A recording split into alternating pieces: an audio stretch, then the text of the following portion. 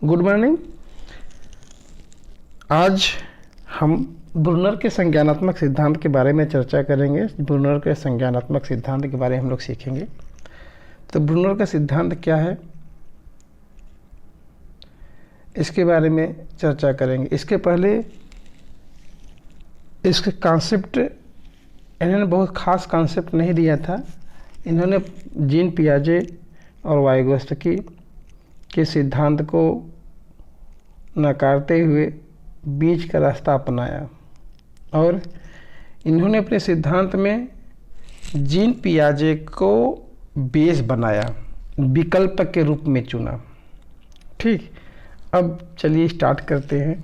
Gene पियाजे का विकल्प के रूप में चुना है तो ये भी अवस्था के आधार पर ही होगा। चलिए स्टार्ट करते हैं, फिर जानते हैं। फर्स्ट पॉइंट है इनका, ये ब्रूनर कहाँ के मनोवैज्ञानिक थे? ये मनोवैज्ञानिक अमेरिकन मनोवैज्ञानिक थे, अमेरिका के मनोवैज्ञानिक थे और ये संज्ञानवादी विचारधारा से संबंधित है। संज्ञानवादी विचारधारा मतलब हम आपको बता चुके हैं। और ब्रूनर संज्ञानवादी विचारधारा से संबंधित थे, वाइगोत्स्की और पियाजे तीनों लोग संज्ञानवादी विचारधारा से संबंधित थे। अब नेक्स्ट है, अमेरिका के है और इनका एक कोटेशन है, इनका एक लाइन है, एक कोटेशन दिया गया है कि बालक नग्न बंदर नहीं है बल्कि बालक संस्कृति युक्त है। यहाँ पर कहा कि बालक जो होता है नग्न बंदर नहीं बल्कि संस्कृति इसके अंदर है। वो संस्कृति से जब क्लास में आता है तो किसी न किसी संस्कृति से युक्त होकर के आता है, इसीलिए संस्कृति को भी इम्पोर्टेंट दिया।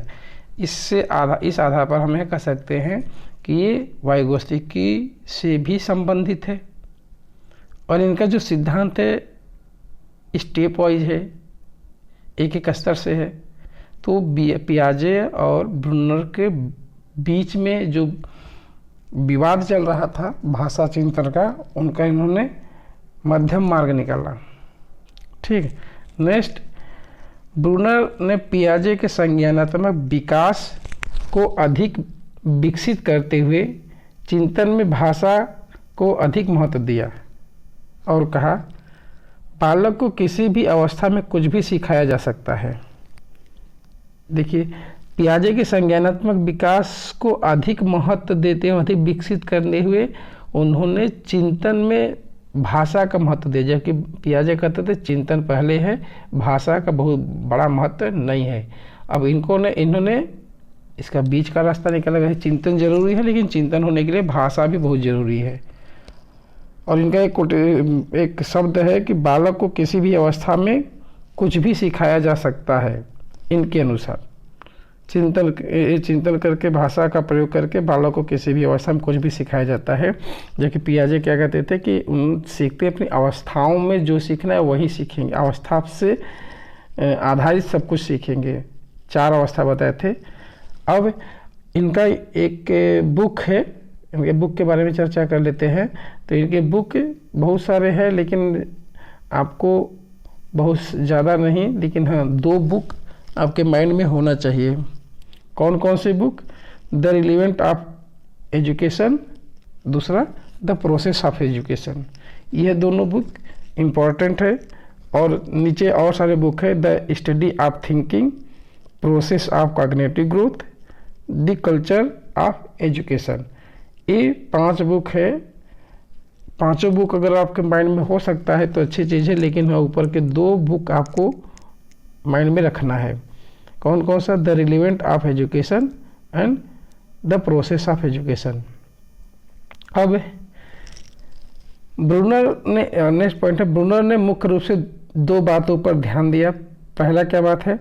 यह शिशु जो होते हैं या बच्चे जो होते हैं वो अपनी बातों को, अपने विचारों को कैसे अनुभूति करके मानसिक रूप से व्यक्त करते हैं, अपने विचारों को किस तरह से अनुभूति करते हैं और वो कैसे व्यक्त करते हैं।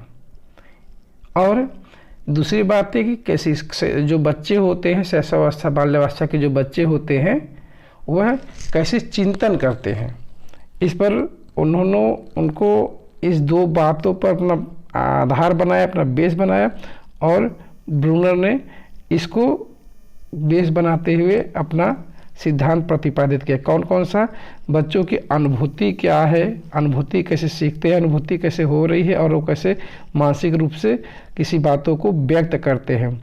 जब छोटे बच्चे होते हैं तो अपने बातों को कह नहीं पाते हैं, और कुछ बच्चे कह पाते हैं, कुछ बच्चे नहीं कह पाते हैं। तो इनका सिद्धांत वही है कि वो किस तरीके से व्यक्त कर रहे हैं, ठीक, और वो व्यक्त कर रहे हैं तो कौन कौन सा चिंतन, क्या चिंतन कर रहे हैं अंदर अपने मस्तिष्क में। इसी दो बातों को बेस बना करके उन्होंने 3 अवस्था का प्रतिपादन किया। संज्ञानात्मक विकास के 3 अवस्था का प्रतिपादन किया। संज्ञानात्मक विकास के 3 अवस्था का किसने प्रतिपादन किया? जॉन ब्रूनर ने, ठीक। अब 3 अवस्था कौन सी है? पहली अवस्था है क्रियात्मक अवस्था, इनेक्टिव स्टेज, प्रतिबिंबात्मक अवस्था, आइकोनिक स्टेज, संकेतात्मक अवस्था। ये 4 अवस्थाएं हैं, 3 अवस्थाएं हैं। इसको आपको याद रखना होगा। 3 अवस्थाएं, वो भी क्रम से एग्जाम में सीरियल करने के लिए आता है। या निम्न में कौन ब्रूनर का सिद्धांत नहीं है, इस तरीके से आएगा। आपको तीनों एक सीरियल से याद करना होगा, ठीक। अब नेक्स्ट है, इन स्टेज के बारे में एक एक करके चर्चा कर लेंगे। तो पहला है क्या कि जो ये सक्रिय विधि है, पहला है कि सक्रियता क्रियात्मक, या इसको इंग्लिश में इनेक्टिव मेथड कहते हैं। आप लोग इसको इंग्लिश में याद कर लेंगे टर्म को तो अच्छा है। फर्स्ट इनेक्टिव मेथड, इनेक्टिव विधि। अब इसमें क्या होता है, इसमें जिस तरीके से पियाजे ने अपने कॉन्सेप्ट को बताया था उसी तरीके से इन्होंने भी अपने कॉन्सेप्ट को बताया। और इन्होंने बताया कि कुछ किताब में 2 वर्ष तक है, कुछ किताब 3 वर्ष है। लेकिन अवस्था को याद रखना, इसके वर्ष को बहुत ज़्यादा विशेष महत्व नहीं है इनके सिद्धांत में, लेकिन पियाजे के सिद्धांत में दोनों इम्पोर्टेंट है। इन्होंने बताया कि जब इस अवस्था में होते ही इनेक्टिव स्टेज होता है, जो क्रियात्मक स्टेज होते हैं, इन्होंने ज्ञानेंद्रियों के द्वारा अपने ज्ञान को ग्रहण करते हैं, अपने अनुभूति को ज्ञानेंद्रियों के द्वारा ग्रहण करते हैं, किताब को पकड़ते हैं, फाड़ते भी है, किसी वस्तु को इधर उधर इर्द गिर्द करके वो देखते हैं, मुंह में डालते हैं, ज्ञान लेने के लिए डालते हैं, हाथ पैर फैलाते हैं, रोते हैं। जो अनुभूति उनको हो रही है वह किसी क्रिया करके आपको बताएंगे। तो इसीलिए इसको क्रियात्मक अवस्था कहा गया। इस अवस्था में बालक बाह्य वातावरण से संबंध स्थापित करता है, जैसा देश वैसा भेष, ठीक। वह जैसी संस्कृति रहेगी उसके अंदर उस तरह की संस्कृति समाहित होगी। इसीलिए ब्रूनर ने बताया कि बच्चे नग्न बंदर की तरह नहीं बल्कि उनमें संस्कृति होती है, संस्कृति युक्त होते हैं। अब इसके बाद, इस अवस्था के बाद ही विद्यालय जाएंगे, तो जिस परिवार में वह रहेंगे उसकी संस्कृति उसके अंदर समाहित होगी, ठीक। तो इसमें बहुत ज़्यादा नहीं, इतना ही। और नेक्स्ट अवस्था है आपका क्या? दृश्य प्रतिमा प्रतिबिंबात्मक अवस्था, यह 2 से 7 वर्ष, या इसको हम आइकोनिक स्टेज कहते हैं, आइकोनिक मोड कहते हैं। तो ये आइकोनिक याद रखना आप, आइकोनिक इसमें, और ये इनेक्टिव स्टेज हिंदी में ही आ जाता है, आइकोनिक इनेक्टिव स्टेज। तो आपको हम यही कहेंगे कि इंग्लिश में ही नाम याद कर लो, ठीक। और इसमें क्या है? दृश्यात्मक प्रतिबिंब, मतलब प्रतिबिंब, कोई प्रतिमा बनना, आइकोनिक, ठीक। अब बच्चे, इस अवस्था के बच्चे जो होते हैं, ब्रूनर ने बताया कि जब भी कोई सीखता है तो उसके मस्तिष्क में प्रतिबिंब अवस्था आता है, प्रतिबिंब बनता है, तभी उसी के आधार पर वो एक्टिविटी करता है। प्रतिबिंब नहीं बनेगा तो वह नहीं सीख पाएगा। अर्थात बच्चों में बच्चे के जो कोई प्रतिबिंब बन रहा है, तो किताबों से पढ़े या चित्र किताब होते हैं, बच्चों के जो चित्र किताब होता है इसी पर बेस्ड होता है। बच्चों के जो चित्र वाला के ना फिगरल बुक होता किताब होती है, बच्चे उसी पर किताब को देख करके, पिक्चर को देख करके सीखते हैं, फिर उसी को डिज़ाइन करते हैं और क का एक मॉडल बन जाता है, चित्र बन जाता है, उसी पर अपने पेन को हैंड राइटिंग करते हैं। ये सब किससे संबंधित है? पियाजे से ब्रूनर से संबंधित है। ठीक, तो ये ब्रूनर से संबंधित है। अब इसमें लिखा क्या है? इस विधि में बालक अपनी अनुभूति को अपने मन में कुछ दृश्य प्रतिमाएं प्रकट करता है। जब वही बात है कि जो अपने मन में कोई दृश्य स्थापित करेगा, कोई प्रतिमा चित्र बनाएगा और उसके बाद हो उसी आधार पर उसकी अनुभूति होगी। इस अवस्था में प्रतिबिंब के द्वारा सूचना व्यक्ति तक पहुंचती है। अब प्रतिबिंब के द्वारा चित्र जैसा बनाएंगे, जो चित्र बनाएंगे वैसा ही वो सीखेगा। जैसे बालक चमक, शोर, गति आदि से प्रभावित होता है, बालक में दृश्य स्मृति विजुअल मेमोरी विकसित होती है। यानी जो मेमोरी होती है वो विजुअल मेमोरी, जो दृश्य देख रहा है वो उसके मन में स्थापित हो रहा है, बैठ रहा है, उसकी मेमोरी में जा रहा है, उसी से वह याद कर लेगा और उसी से एक्टिविटी करेगा। ठीक, ब्रूनर नेक्स्ट है, एक ये भी है इम्पोर्टेंट है। ब्रूनर की प्रतिबिंबात्मक अवस्था पियाजे के किससे संबंधित है? पूर्व संक्रियात्मक अवस्था से संबंधित है। ये अवस्था से आपको समझ में आ जाएगा। 2 से 7 वर्ष प्री ऑपरेशनल स्टेज पियाजे का होता है, वही दूसरा स्टेज होता है। तो यहाँ पर दूसरा स्टेज इनका भी प्रतिबिंबात्मक अवस्था होता है। पहला स्टेज किससे संबंधित है पियाजे के? तो सेंसरी मोटर अवस्था से स्टेज से संबंधित है। ये भी आपको माइंड में कोरिलेट करके रखना। ठीक, अब नेक्स्ट है तीसरी अवस्था क्या है? संकेतात्मक अवस्था, सांकेतिक विधि। ठीक, और सिंबॉलिक मॉडल, इसे सिंबॉलिक मेथड कहते हैं। इसमें क्या होता है? बच्चे, इसमें आयु एज कितना है? 7 से 15 वर्ष। अब यहाँ पर तीसरी अवस्था जो पियाजे की थी, मूर्त अवस्था थी, 7 से 11 वर्ष, वो गायब हो गई, डायरेक्ट चौथी अवस्था आ गई। औपचारिक अवस्था से संबंधित जो था वो आ गया 11 से 15 वर्ष। ठीक, तो इन दोनों को मर्ज कर दिया, एक में मिला दिया और 7 से 15 वर्ष तक इन्होंने बात किया। और उन्होंने कहा कि जो बच्चे होते हैं संकेतों के माध्यम से सीख लेते हैं। संकेत उनको दे दिया जाए, संकेतों से वह सीख लेते हैं। थोड़ा सा भी अगर कोई प्रॉब्लम आ रही है, संकेत दे दिया जाए, वह ऑटोमेटिक समस्या का समाधान कर लेते हैं। ठीक, इसमें देखिए क्या है, इसमें है कि संकेतात्मक अवस्था में बालक की क्रियात्मक तथा प्रत्यय समाज संकेत प्रणाली, जो भी प्रत्यय जो संकेत प्रणाली है समाज की, जैसे यातायात में रेड जब मतलब सिग्नल दे दिया है आप जा सकते हैं, वहीं अगर रेड हो जाता तो रेड का मतलब है कि हमको क्रॉस नहीं करना है। तो ये बच्चे धीरे धीरे संकेतों में वो समझ जाते हैं, किसी भी चीज़ का संकेत वह समझने लगते और वो संकेत से अपनी व्याख्या को कर सकते हैं। तो कुल मिला के इसमें संकेत किससे संबंधित होता है पियाजे से? तो संकेतात्मक अवस्था जो कि लास्ट स्टेज है। ठीक, और जो संकेत के द्वारा इनमें एक प्रत्यय, एक कॉन्सेप्ट का क्लियर होता है, बनाते हैं अपना। तो इस आधार पर ब्रूनर ने संप्रत्यय कॉन्सेप्ट का प्रतिपादन किया। ये भी एग्जाम में पूछा जाता है, संप्रत्यय निर्माण किसने किया है? तो ब्रूनर का है। ठीक, और नेक्स्ट बालक यहाँ पर है कि बालक भाषा के माध्यम से गणित, संप्रत्यय, सूत्र, गणना सीख लेता है। अब भाषा रहेगा तभी तो, भाषा और संकेत रहेगा तभी तो गणित के सूत्र को याद कर सकेगा, गणित को सीख सकेगा। संकेत विभिन्न वस्तुओं को समझने का कार्य करती है, ऐसा संक्षिप्त तरीका है। सही बात, संकेतों का क्या है? एक संक्षिप्त रूप होता है। सूत्र याद कर लिया संकेतों से तो उसके बारे में वह सवाल हो या कोई भी संप्रत्यय उसमें विकसित हो जाता है।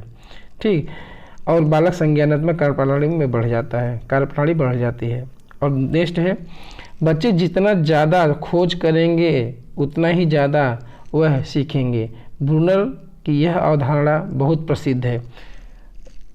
ठीक, अब यहाँ पर बच्चों ने जितना ज़्यादा खोज करेंगे, एक चीज़ याद रखना यहाँ से, खोज करेंगे उतना ज़्यादा उनकी अवधारणा बहुत प्रसिद्ध हुई है। जितना ज़्यादा वह खोज करेंगे उतना ज़्यादा वह सीखेंगे। अब यहाँ पर क्वेश्चन आता है खोज की प्रवृत्ति, खोज के विचार, खोज के जनक को इसको है तो ब्रूनर को है, इसको याद है ब्रूनर को है। यानी अन्वेषण विधि, अन्वेषणात्मक प्रत्यय किसने दिया? ब्रूनर ने दिया। ये सब क्वेश्चन है, आपको इसको याद रखना चाहिए। और नेक्स्ट,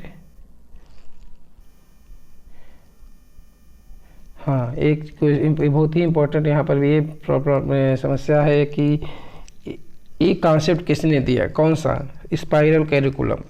स्पाइरल कैरिकुलम क्या है? इन्होंने स्पाइरल कैरिकुलम का कॉन्सेप्ट दिया है, प्रत्यय दिया है। इन्होंने बताया है कि जो स्पाइरल कैरिकुलम होता है ये पूर्व ज्ञान से संबंधित होता है, पूर्व ज्ञान से संबंधित होकर नए ज्ञान का विचार, नए ज्ञान को निर्माण करता है। अब ये है क्या? देखिए, स्पाइरल कैरिकुलम की अवधारणा ब्रूनर ने दिया। यह कैरिकुलम वह होता है जिसमें सामान्य से विशिष्ट की ओर, सामान्य से विशिष्ट की ओर तथा रिवाइज पैटर्न दोहराने की प्रवृत्ति होती है। अब यह क्या है, इसको हम सीखेंगे। स्पाइरल क्या है? स्पाइरल होता है कि इस तरीके से स्पाइरल होता है। स्पाइरल बाइंडिंग आप लोग कराए होंगे। तो यहाँ से जब चालू करता है कोई बच्चा सीखना, तो यहाँ पर गया, ठीक, वह नए ज्ञान को तभी सीखेगा जब यहाँ पर अपने पूर्व ज्ञान यहाँ तक सीखा है इसको जानेगा, नए ज्ञान अब सीखेगा। अब यहाँ तक सीखा, नए ज्ञान सीख ले, फिर वह पूर्व ज्ञान को सीखेगा। अब पूर्व ज्ञान से संबंधित होगा, अब पूर्व ज्ञान से फिर नया ज्ञान चालू हो गया, फिर पूर्व ज्ञान, फिर नया ज्ञान, फिर पूर्व ज्ञान, फिर नया ज्ञान, फिर पूर्व ज्ञान। इस तरीके से स्पाइरलिंग होता है। यानी नया ज्ञान को सीखने से पहले उसको जो मेंटल स्टेज है यानी पूर्व ज्ञान से संबंधित होता है।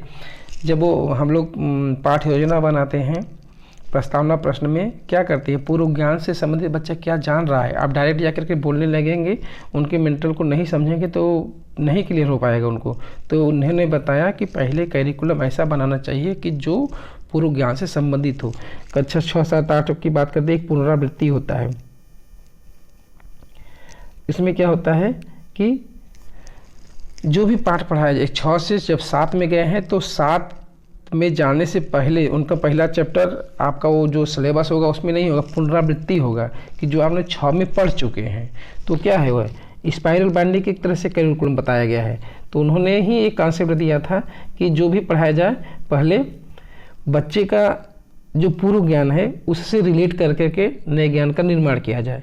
इस प्रक्रिया को, इस कैरिकुलम को स्पाइरल कैरिकुलम का नाम दिया। ठीक, अब नेक्स्ट है विकास। इन्होंने ये भी कहा कि विकास जो 3 अवस्थाएं बताई थी, 3 अवस्था जो था वो ऐसा नहीं है कि वो इसमें कुछ सीखना है, इसमें कुछ सीखना है, इसमें कुछ सीखना है। ठीक, सभी में कुछ भी सीख सकते हो। जबकि पियाजे का कहना था कि हर अवस्था का हर समय है, सीखने का हर कोई ना कोई कुछ ना कुछ समय होता है। तो अरे इन्होंने कहा कि किसी भी अवस्था में कुछ भी सीखा जा सकता है। ठीक, अब इनकी भी एक प्रसिद्धि है कि किसने कहा है कि हाँ किसी भी अवस्था में कुछ भी सीखा जाता है, तो जैसे ब्रूनर की बात करते हैं। ठीक, अब विकास की किसी भी अवस्था में कुछ भी सीखा जाता है, कौन एक अवधारणा किसने दी है? तो ब्रूनर का है यह। अब नेक्स्ट, बच्चे अपने अवधारणा को स्वयं निर्मित करते हैं, अतः ब्रूनर ने यह संप्रत्यय का कॉन्सेप्ट दिया। संप्रत्यय का कॉन्सेप्ट किसने दिया? ब्रूनर ने दिया। क्यों, क्या है, बच्चे को जो है उनका निर्माण कॉन्सेप्ट जो होता है खुद अंतर्निहित है उनके अंदर, उस कॉन्सेप्ट को है, प्रतिबिंब बना उसके अंदर, उसका क्या है कैसे है वो खुद उसका निर्माण कर रहा है। ठीक, तो इसलिए यह है कि बच्चा खुद कर रहा है, स्वयं निर्मित कर रहा है। तो एक किसने कहा है? तो ब्रूनर का यह कॉन्सेप्ट निर्माण है, ब्रूनर से संबंधित है, ये कि आपको याद रखना पड़ेगा।